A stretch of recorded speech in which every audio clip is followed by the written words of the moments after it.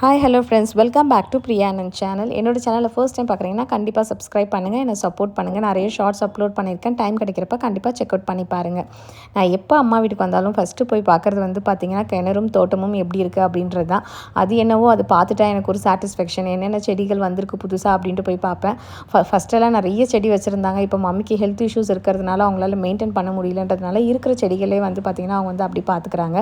நாங்கள் வந்திருக்கோன்னு சொல்லிட்டு டேடி வந்து பார்த்திங்கன்னா ஸ்பெஷலாக எதுவும் செய்கிறேன்னு சொல்லிட்டு பிரேக்ஃபாஸ்ட் செஞ்சுட்டு இருந்தார்.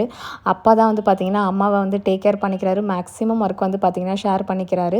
அக்கா பக்கத்துலேயே இருக்கிறாங்க. எப்போல்லாம் முடியுதோ அப்போல்லாம் வந்து அம்மாவை அப்பவும் பார்த்துக்கிறாங்க. நாங்கள் சிஸ்டர்ஸ் 2 பேர் தான்.